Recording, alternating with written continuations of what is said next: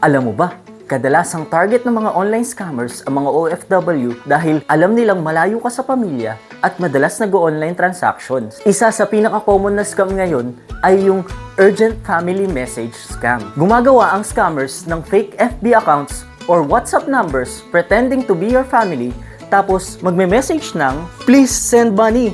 Emergency lang. Ito na ang bagong number ko. Nagpalit ako." O di kaya naman, "Nasa ospital ako. Kailangan ko ng pera agad." Ayon sa cybersecurity groups, ginagamit ito ng mga scammers para makuha agad ang pera mo bago mo pa ma-verify ang sitwasyon. Para maiwasan ito, tandaan ang 3-step rule. Number 1, verify. Tawagan agad ang original na number ng pamilya mo.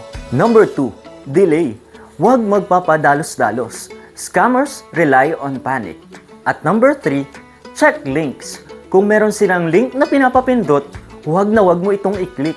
Kapag may kahit anong hinala, mas mabuting i-double check kesa magsisi. O ngayon, alam mo na. I-share mo ito para mas marami pang OFW ang makaiwas sa scam na ito. We are the Global Filipino Movement, your partner in empowering global Filipinos.